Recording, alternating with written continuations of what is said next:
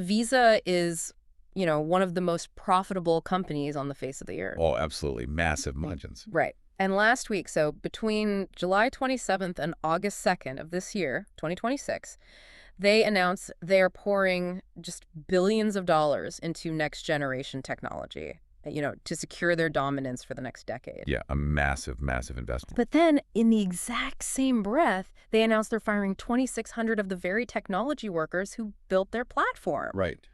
I mean, how does a company boom and bleed at the exact same time? It feels like a complete paradox, doesn't it? It really does. Because, we've been conditioned to believe that corporate success is just this straight line. The equation is supposed to be really simple. High profits equal mass hiring, right? And low profits equal layoffs. Exactly. Yeah. But what we're looking at right now, it completely breaks that mental model. It breaks it into a million pieces. And if you are listening to this right now, you are probably feeling that exact whiplash. Oh, for sure. You open your feed and you see a headline about an unprecedented artificial intelligence investment boom. And then literally the very next post is like a layoff tracker showing thousands of highly skilled white-collar professionals losing their jobs. Right. The juxtaposition is crazy. It is. And it forces the question, which is it? Is the sky falling or are we in the middle of a gold rush? Well, honestly, neither. Or rather, it's just a completely different paradigm. Okay. And that's really our mission for this deep dive into the Genesis 2050 Workforce Intelligence Brief. We want to strip away the panic and look at the actual architecture of what's happening. Right. Look under the hood. Exactly. We aren't looking at an economy that is simply growing or shrinking. We are witnessing a massive structural reorganization. A reorganization. Yes. It is a fundamental reallocation of capital, of physical infrastructure, and most importantly for you listening, a reallocation of skills and opportunity. Okay, let's unpack this. Because the word reallocation, it sounds very clinical. It does, yeah. But on the ground, it means real careers are being totally upended. You're saying that companies aren't necessarily failing when they announce these massive cuts. Exactly. The ground is shifting under our feet. What the Genesis 2050 brief really maps out is that organizations are deliberately liquidating established legacy positions. Even ones that are profitable. Even ones that are currently functioning perfectly fine. They're cutting them in order to heavily reinvest that capital elsewhere. Wow. They are pouring money into AI, into physical infrastructure, into enterprise risk management, and into entirely redesigned operations. So as a professional trying to navigate this, your goal is to figure out where the money and the authority are actually moving. Right, you have to follow the capital. We need to position ourselves where the puck is going, not where it's been. But before we get into the micro level, like the specific jobs, the cities, the specific skills you need to develop, we have to start at the top. Okay, yeah.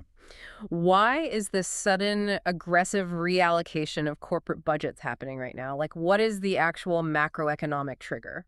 Well, to understand the trigger, you really have to look directly at the Federal Reserve. A Fed? Right. Last week, the Fed made the decision to hold the benchmark interest rate steady. They kept it at 3.50% to 3.75%. Wait, hold on. A rate pause. Yeah. Because holding rates steady sounds like the definition of a non-event. I know, it sounds boring. It sounds like they just went into a boardroom, drank some bad coffee, and decided to maintain the status quo.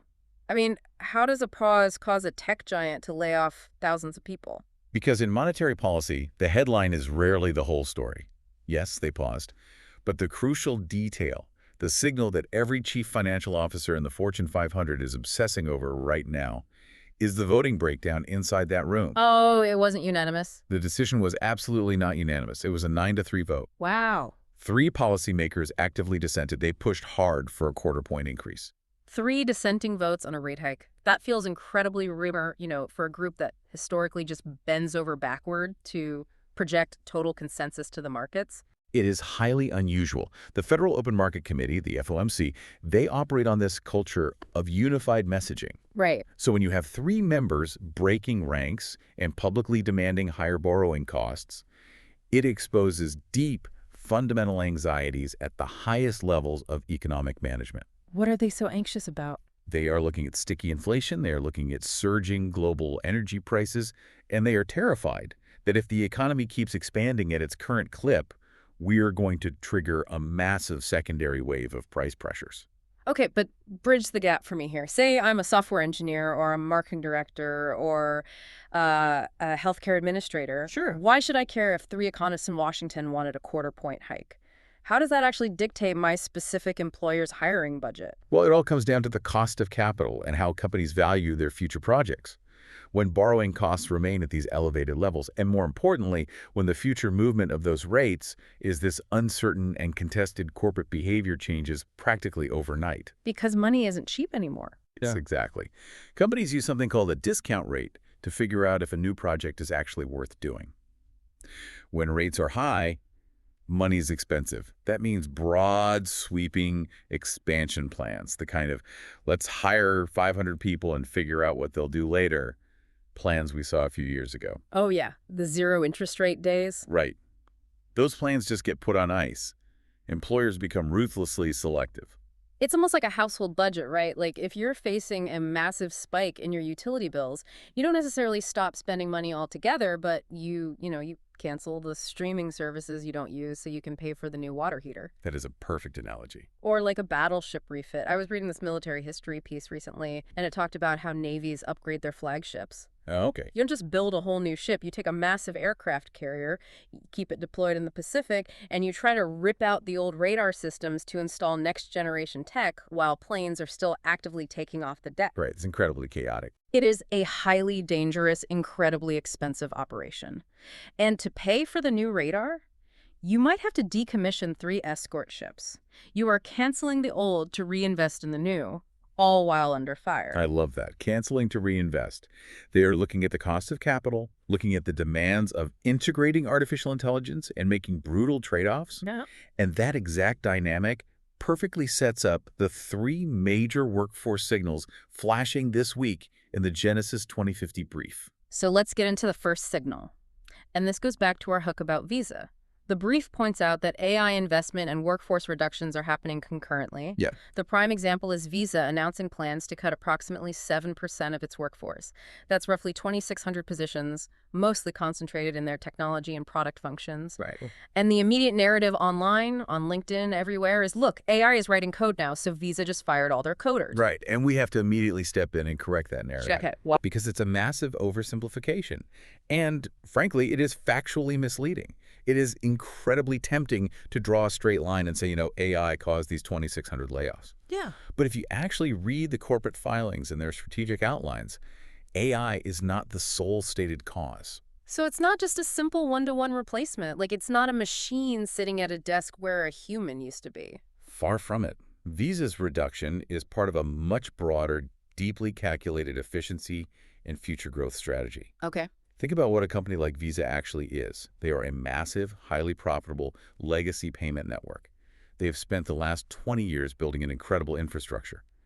But the era of just building features is ending.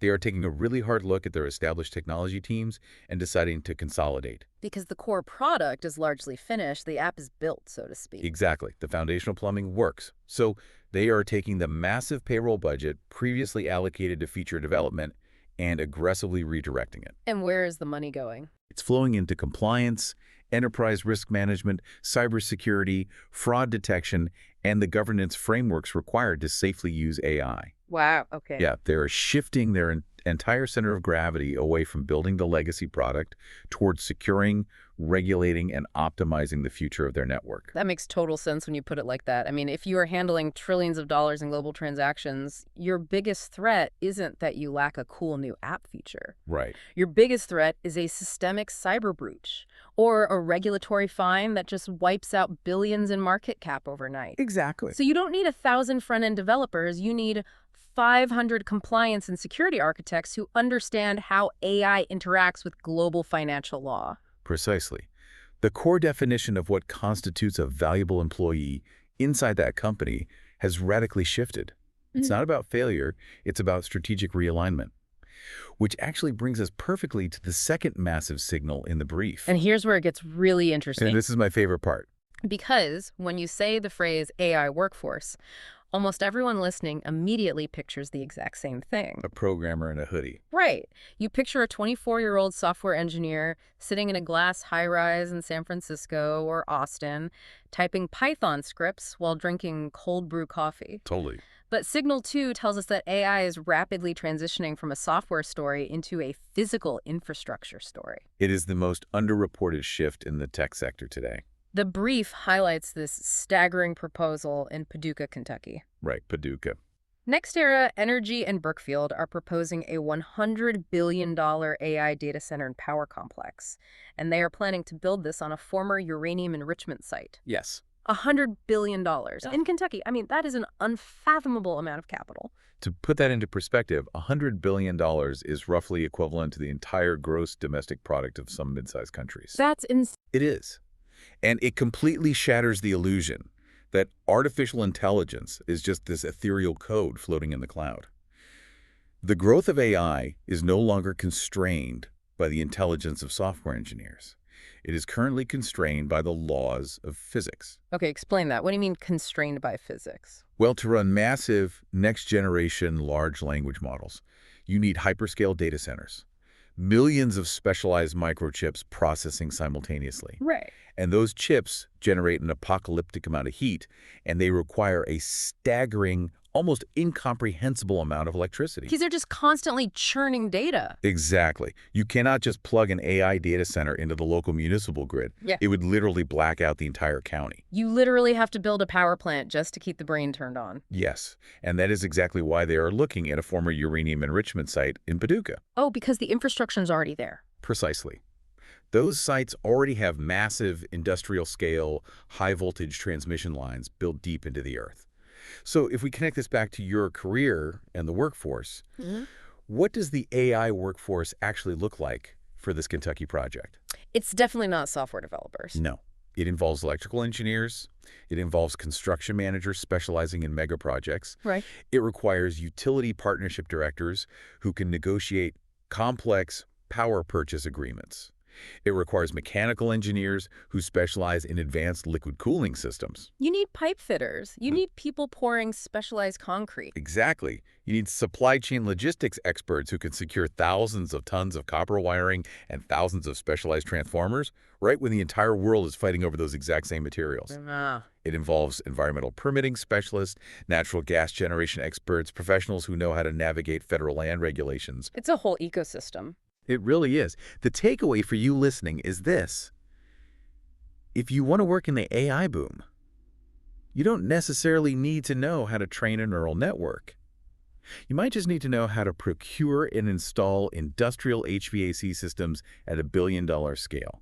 That is such an empowering shift in perspective. It means the opportunity isn't just gatekept by computer science degrees. It's opening up to heavy industry, to logistics, to project management. Absolutely. But I have to play devil's advocate here for a second. Go for it. Because we're talking about $100 billion investments and massive tech pivots.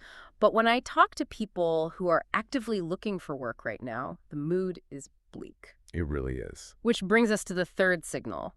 The labor market is significantly more competitive and grueling than the headline numbers suggest. There is a massive, massive disconnect between the macroeconomic headlines and the lived reality of the job seeker today. Right. If you look at the Bureau of Labor Statistics, the BLS, their official unemployment rate is currently sitting at 4.2%.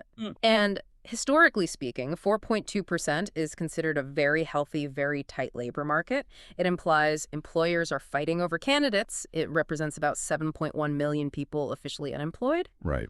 But then the Genesis 2050 brief highlights a totally different metric. It brings in data from LISEP, that's the Ludwig Institute for Shared Economic Prosperity, and LISEP tracks something called a functional unemployment rate.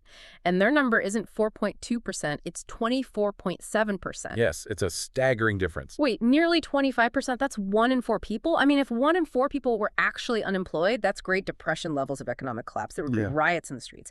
Is the BLS just completely cooking the books? Are they ignoring reality to make the economy look good? I'm really glad you pushed back on that because we have to be incredibly precise about what these numbers actually mean. Okay. It would be entirely inaccurate to say the BLS is ignoring reality or cooking the books. The BLS rate of 4.2% and the LACEP rate of 24.7% measure fundamentally different economic conditions.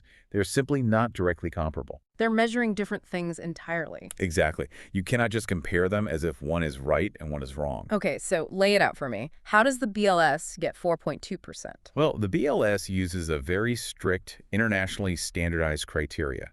To be counted as unemployed in that 4.2% headline rate, which is often called the U3 rate, you have to meet three specific conditions. Which are? You must not have a job, you must be currently available to work, and you must have actively looked for work in the last 4 weeks. If you gave up looking 5 weeks ago, you are entirely erased from that headline number. Wow. So it's a very narrow, very specific slice of the population. It's strictly the active job seekers. Exactly. Now let's look at LACEP's 24.7% functional unemployment rate. Okay. LACEP's figure is not a count of active job seekers. It is not a talent pool just sitting around waiting for a recruiter to call them. LACEP is measuring something much broader, which is employment insecurity and wage inadequacy. What does that include? Like, who makes up that 24.7%? It includes the people with no job, yes, but it also includes adults who want full-time employment but can only piece together part-time work. The gig workers, the underemployed. Right. And most importantly, it includes people who are working 40 hours a week but who earn below what LICEP defines as a living wage threshold for their local area. Ah, I see. So if you are working full-time at a warehouse, but you don't make enough to clear the poverty or living wage line in your city, the BLS says, great, you're employed, you're a success story. But LICEP says, no, you are functionally unemployed because your job does not provide economic stability. Precisely. And to be completely fair to the BLS, they do not hide this data. They don't ignore underemployment or people who want work. They don't? No, they actually report it very clearly, just in different, less publicized data tables. The brief notes that the BLS explicitly reports 4.7 million people who are working part-time for economic reasons. Okay. They also report another 6 million people who are completely outside the labor force, meaning they didn't look in the last 4 weeks, but who explicitly state they want a job. So when we take all of this together, the 4.2% active seekers, the millions of part-time workers who want full-time hours, the millions sitting on the sidelines, and the massive chunk of the workforce making below a living wage, what does this actually mean for the listener who is updating their resume today? It explains the national vibe. The vibe, yeah. Together, these two measures help explain why employment conditions feel so much less secure than a 4.2% headline rate would suggest. It explains why you can send out 50 resumes and hear absolutely nothing, even when the news says the economy is roaring. Right. A 4.2% rate implies you have the leverage. But the reality is, when an employer posts a stable, adequately paid full-time position, they aren't just getting applications from the 4.2% who are officially unemployed. They're getting everybody. Yes. They're getting flooded with applications from the underemployed, from the people wanting to re-enter the workforce, and from people desperate to escape wages that just don't pay the rent anymore. So the competition is fierce because the pool of people looking for good work is vastly larger than the pool of people looking for any work. Exactly. Employers have significantly more options than the headline rate suggests. So if the national vibe is this hyper-competitive scramble, and companies are shifting their massive budgets from legacy software into physical infrastructure and compliance, we have to look at exactly where this is happening. The map of opportunity in this country has to be changing. It is changing dramatically, and it is highly uneven. Tell me about it. To give you the big picture context from the Genesis 2050 brief, out of 387 metropolitan areas tracked in the United States, only 15 recorded statistically significant year-over-year employment gains. Wait, let me make sure I heard that right. Out of 387 metro areas, only 15 actually grew in a statistically significant way. That is correct. 369 areas were essentially flat, just unchanged, and 3 actually recorded significant declines. That is wild. We always hear about, a rising tide lifting all boats, but this sounds like the tide is only coming into 15 specific harbors and everywhere else is just stuck in the mud. That's a great way to put it. Let's break this map down by region because the verified details here are fascinating. Let's start in the Northeast. Historically, this is legacy finance and media. What's happening there? The Northeast is showing very specific, concentrated pockets of strength. The New York Jersey Citywide Plains Division added 66,800 jobs. Okay, that's huge. And surprisingly, Newark, New Jersey actually saw a 1% drop in its unemployment rate, which was the single largest year-over-year decline among all the major metro divisions. Wow. What is driving a surge in Newark and White Plains? I mean, it's not physical AI data centers, right? You can't exactly build a 100-gigawatt power plant in Manhattan. No, you definitely can't. Yeah. In the Northeast, what you are likely seeing is the compounding effect of regulation, capital, and risk management. And I want to be clear here. We have to present these regional gains as possible contributing factors or interpretations. We aren't stating these as proven causes for every single job, but the data strongly points to the concentration of finance, insurance, and healthcare administration in that corridor. Right, because of compliance. Exactly. As artificial intelligence scales globally, the immediate secondary need is compliance. New York and New Jersey are the traditional global hubs for legal frameworks and risk management. When a Fortune 500 company needs to build an AI governance team to ensure their new algorithm doesn't violate international banking laws, they hire in that tri-state area. That maps perfectly back to the visa strategy we talked about earlier. It does. Okay, let's move down to the South. The sheer volume of the numbers here is staggering. It's massive. Texas added roughly 177,900 jobs over the year. North Carolina added 62,900. You look at the metro level, and Dallas-Fort Worth is booming with 54,600 new jobs. Raleigh grew its employment base by 2.6%, and Athens, Georgia, posted an incredible 4.1% employment growth. The growth is just explosive. But there is a very dark spot in this southern data. At the exact same time Texas is exploding, Virginia lost 43,600 jobs, and Washington, D.C. lost 36,100 jobs.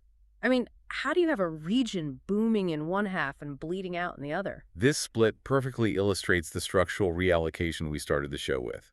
The massive growth in Texas, North Carolina, and Georgia reflects an acceleration of corporate headquarters relocating, enormous physical infrastructure builds, exactly like the data centers and energy projects we discussed, and rapidly expanding private healthcare networks to support all that population growth. And what about D.C. and Virginia? The significant job losses in D.C. and Virginia are widely interpreted as a reflection of a contraction in federal and government-adjacent employment. We are seeing a shift in gravity. They shift in gravity. Yeah, the momentum and the capital are moving away from traditional government-centric contracting and lobbying hubs and flowing toward pure corporate operations, advanced manufacturing, and physical infrastructure down in the Sun Belt. It's that battleship refit playing out on a geographic scale. Okay, let's look at the Midwest. This region feels like a true mixed bag. You have Minnesota adding a very solid 45,900 jobs, but then Bloomington, Indiana lost 4.2% of its total employment. And the Detroit, Dearborn, Livonia area is sitting at a 6.5% unemployment rate, which is the highest among all the major metro divisions tracked. The Midwest is in a state of complex transition. Where you see strength-like parts of Minnesota or Ohio, you're seeing traditional industries successfully integrating new technology. Right. It's advanced manufacturing, it's logistics optimization, it's quality control marrying automation. But areas heavily reliant on older models of production or areas facing very localized economic shocks like specific plant closures or university shifts, they are struggling. It sounds like in the Midwest, pure industry knowledge just isn't enough to protect you anymore. It's really not. It requires hybrid skills. You can't just know how a factory works. Oh. You have to know how to oversee the automated systems that run the factory. Finally, let's head out west. Nevada is having a massive moment. They added 36,700 jobs, which was heavily driven by the Las Vegas area, adding 33,500 all by itself. Vegas is booming. Phoenix is right behind them with 33,200 new jobs, and Salt Lake City is growing at a healthy 2.7%. But then you look up the coast to the Pacific Northwest, and Portland lost 25,700 jobs, shrinking its workforce by 2.1%. The West Coast narrative is bifurcating into two totally different stories. Yeah. The interior, West Nevada, Arizona, Utah, is acting like a sponge for technology infrastructure, clean energy projects, semiconductor manufacturing, and logistics. Right, because of the space. Yeah, it's a boom driven by the availability of space, energy, and relatively favorable regulatory environments. In the coastal cities? Meanwhile, traditional coastal hubs like Portland are facing severe cost pressures, remote work flight, and corporate realignments within legacy tech firms. Those contractions reflect companies moving operations to the interior west or the south to just optimize their capital. So listening to this incredibly detailed regional breakdown, I know exactly what someone feeling stuck in their job is thinking right now. What's that? They're looking at this map and thinking, well, the answer is obvious. I just need to break my lease, pack up my Honda Civic, and move to Dallas or Las Vegas. Geography is destiny. But that's a dangerous trap, isn't it? It is an incredibly dangerous assumption. We have to be very clear here about what regional data actually tells us. Okay. Broad regional employment gains are macroeconomic indicators. They are contributing factors to the general health of an economy, but they are not proven causes of individual job security. Right, because Dallas adding 54,000 jobs does not mean they need 54,000 more podcast hosts. Exactly. Just because a city is booming overall does not automatically mean your specific role in your specific industry is in demand there. A metropolitan economy can be skyrocketing, driven entirely by construction and data center engineering, while a specific job family, say mid-level marketing coordinators or routine HR generalists, is actively contracting inside that very same city. That is the ultimate coaching point for you listening. A growing region does not equal a growing occupation. You cannot just rely on geographic momentum to save your career. Moving to a booming city is not a substitute for having a relevant skill set.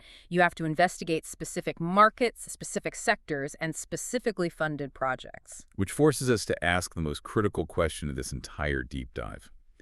If geography isn't the magic bullet, and you can't just move to Texas to guarantee your job, what actually protects you? How do you adapt your specific day-to-day skill set to survive this structural reorganization? And that forces us to look under the hood at the actual tasks people are doing every day. Which brings us to what the Genesis 2050 brief highlights as the most critical career pivot of the decade. Yes. We are talking about the urgent transition from routine work into what they call AI oversight. And to understand this, the brief uses the healthcare sector as a microcosm because the shifts happening in healthcare right now are so stark and measurable. They really are. Let's look at the data. Cox Health recently eliminated 53 revenue cycle positions. And they didn't hide behind corporate jargon, you know. They explicitly linked those specific cuts to advances in technology. Similarly, BSA Health System eliminated 29 administrative and support positions. Yeah, I want to interject here just to maintain strict factual boundaries, because rumors start easily in this market. Of course. While Cox Health explicitly linked their 53 reductions to technological advances, we cannot and should not claim that AI specifically caused the reductions at BSA Health System. The sources tell us BSA eliminated administrative and support functions, but attributing that directly to an AI algorithm without explicit proof from the organization is just speculative. We have to stick to what is verified. I appreciate that distinction. It's important to be accurate. But even if BSA wasn't specifically an AI cut, the underlying dynamic across the entire healthcare sector, and honestly across the broader economy, is undeniable. Routine, repetitive work is on the chopping block. Oh, absolutely. The landscape is rapidly shrinking for people whose entire job relies on repetitive processing. Let's look at what those Cox Health revenue cycle jobs likely entailed. Okay, walk me through it. In traditional healthcare administration, a massive amount of human capital is spent on routine processing. It's checking a patient's claim status, verifying insurance eligibility, typing data from a PDF into an electronic health record, and just basic repetitive reporting. The kind of work where you do the exact same sequence of 10 clicks 400 times a day. Yes. And the Medical Group Management Association, the MGMA, reports that healthcare practices are heavily aggressively prioritizing the automation of exactly those tasks. Because it's cheaper and faster. Exactly. Pre-authorization, eligibility verification, basic scheduling, these are being automated, outsourced, or consolidated into advanced software platforms. So what does this all mean? If you're the person who does the 10 clicks, your job is evaporating. But obviously, healthcare still exists, billing still happens, and the system hadn't collapsed. So what is replacing that routine? What is replacing it is the rise of AI oversight. Okay, AI oversight sounds incredibly intimidating. It sounds like a title for someone who has a PhD in machine learning from MIT. If I'm a healthcare administrator or a financial analyst, how am I supposed to do AI oversight? It's crucial to define this properly, based on the Genesis 2050 framework, because it is widely misunderstood. AI oversight is not a single standardized occupation. It's not. No, you are not going to log onto a job board and see 1,000 postings for a director of AI oversight. It is also not a specialized siloed department that every employer is building on the 4th floor next to HR. So if it's not a specific title and it's not a department, what actually is it? It is a broad career pathway. It is a conceptual framework for how human beings continue to add immense value in an environment that is totally saturated with technology.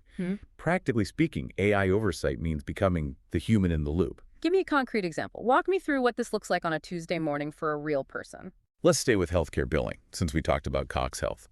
Imagine a hospital uses a new AI system to automatically code patient charts and submit claims to Medicare. Okay. 90% of the time, the AI is perfect. It does the work of 50 people in 10 seconds. But 10% of the time, the AI encounters a complex, highly unusual surgical procedure. The algorithm gets confused, it hallucinates a billing modifier, and it submits a flawed claim. And then what happens? Medicare instantly denies it, and suddenly the hospital's out $50,000 for a surgery they actually performed. And the AI doesn't know how to argue with Medicare. Exactly. The AI cannot pick up the phone, understand the nuance of the surgeon's clinical notes, and negotiate with a human claims adjuster at the insurance company. When MGMA talks about practices operating with leaner teams, those remaining teams are the oversight. Right. AI oversight is the person who handles the complex exceptions that the algorithm kicks back. It is the professional who validates the AI outputs to ensure they aren't hallucinating. It's the person managing compliance regulations, auditing data quality, and continually redesigning the technology workflow so the machine stops making that specific error. That is profound. You don't have to be the software engineer who builds the algorithm. You don't need to write a single line of code. You just have to be the domain expert, the human who knows what a good healthcare claim looks like, who monitors the system to ensure the machine doesn't make $1 million mistake. And that expertise is incredibly valuable. Because when an automated system makes a mistake in healthcare billing, or in financial compliance, or in legal discovery, it makes that mistake at the speed of light thousands of times a minute. The blast radius is huge. The liability is massive, so the human oversight is vital. And the economic data completely backs this up. If you want a hard statistical proxy for how fast this oversight and risk management category is growing, look at information security analysts. Good example. According to the Genesis 2050 brief, that specific occupation is projecting an astonishing growth rate of approximately 29% from 2024 to 2034. 29%. Yeah, 29%. And the median pay for those roles is right around $125,000. The market is screaming at us. It is paying a massive premium for professionals who can protect the integrity of the system, manage risk, and oversee complex automated operations. Which brings us to the most practical part of this deep dive. Understanding this conceptual shift from routine processing to AI oversight is fascinating. But if I'm listening to this on my commute, I need to know what I'm supposed to do when I sit down at my desk. How do I actually execute this pivot? We need to break this down into actionable strategy. But before we detail the 3 practical actions based on the Genesis 2050 framework, we have to address the elephant in the room. The online application process. Yes, because the level of frustration and despair surrounding applicant tracking systems right now is palpable. It is the single biggest complaint I hear. People feel like they're just throwing their resumes into a black hole. They think the algorithms just automatically reject them, and they are desperately looking for a secret hack to bypass the whole system. It is vital to set realistic expectations here. We cannot tell people that online applications are dead. They aren't. They are not. They're not simply lottery tickets. And despite what some online career gurus might try to sell you, you cannot entirely bypass algorithms in the modern corporate hiring process. Right. Human resources departments require compliance, and online applications remain a vital, legally necessary hiring channel for the vast majority of companies. You still have to play the game. But playing the game the old way clearly isn't working for most people. Correct. The critical takeaway is that online applications should absolutely not be your only strategy. If your entire job search consists of clicking Easy Apply 100 times a day on LinkedIn and waiting for the phone to ring, you are leaving yourself incredibly vulnerable in a market where functional unemployment is high and employers are ruthlessly selective. You need a multi-layered strategy. Let's build those layers. Action 1, follow the investment. Following the investment means you have to fundamentally change your research habits. You have to look beyond the job boards. A job board tells you what a company needed yesterday. Following the investment tells you what they're going to need tomorrow before they even post the job. How do I do that? I'm not a Wall Street analyst. You don't have to be. You need to start reading the quarterly earnings reports, the 10Q transcripts of the companies you want to work for. It's free information. Watch for leadership changes. Pay attention to regulatory pressures in your industry. Set Google alerts for facility expansions, like that massive data center in Kentucky. You are looking for where the capital is flowing. Give me an example of how that works in practice. Let's go back to Visa. If you only looked at the headlines, you'd think Visa is shrinking. But if you listen to their earnings calls, you hear the executives pounding the table about enterprise risk, cybersecurity, and AI governance. Right. So if you are applying to visa, you don't apply to the legacy tech departments that are being consolidated. You follow the new budget. You target the risk and compliance departments. You position yourself in the path of the incoming capital. You act like an investor, but instead of investing cash, you're investing your career capital. That is brilliant. Okay, action 2. Translate your experience into measurable value. I talk to so many candidates who think their resume just needs to be a checklist that matches the job description. They think if they meet the basic qualifications, they're owed an interview. In a tight labor market, meeting the posted qualifications is merely the starting line. It gets you past the initial screening algorithm, but it does not get you hired. Because everyone else meets them too. Exactly. When a hiring manager is staring at 10 resumes that all meet the basic requirements, they don't make their decision based on qualifications. They make their decision based on evidence, trust, and perceived risk. So how do you rewrite your resume to lower their perceived risk? You have to translate your past experience into the vocabulary of the new economy. You must frame your history in terms of how you manage risk, how you improve workflows, and how you handle complex exception management. You have to sound like an overseer, not a processor. Break that down for me. What does that translation actually look like on a resume? Let's use our healthcare administrator again. On their old resume, a bullet point might say, process 500 patient claims per day. 5 years ago, that showed a strong work ethic. Today, an employer looks at that and thinks, an automated software platform can process 5,000 claims in 2 seconds? This person's job is obsolete. Right, it highlights a vulnerability. Exactly. So you rewrite it. You take the exact same domain knowledge and you translate it. The new bullet point says, evaluated revenue cycle workflows, managed complex claim exceptions that software could not resolve, Yeah. and ensured billing compliance to prevent revenue leakage. Wow, what a difference. Notice what happened there. You were talking about the exact same job, the exact same daily reality. But you didn't say you did the routine task. You said you ensured the integrity of the process. You framed yourself as the human in the loop. You framed yourself as quality control and value creation. That is incredibly actionable. You go from being a cog in the machine to the mechanic who tunes the machine. Perfectly said. Okay, action 3. Strengthen your professional visibility. If you can't just rely on the algorithm to find your beautifully translated resume, you have to make yourself visible to the actual human beings making the decisions. Professional visibility is the bridge between being qualified and actually being selected. Professional associations, industry relationships, visibility, targeted training, and informed conversations, these are what strengthen a job search. So where do we start? First, you must join professional associations. Yeah. In healthcare, that means organizations like HFMA, the Healthcare Financial Management Association, MGAM-AHIMA, or AAPC. But you don't just pay your dues and collect a magazine subscription. You attend their industry events to engage in informed professional conversations. What are you talking about at these events? You aren't just handing out business cards asking for a job, right? Never. You use the research you did in Action 1. You talk to practice managers and say, I saw the new CMS regulations regarding AI-assisted coding.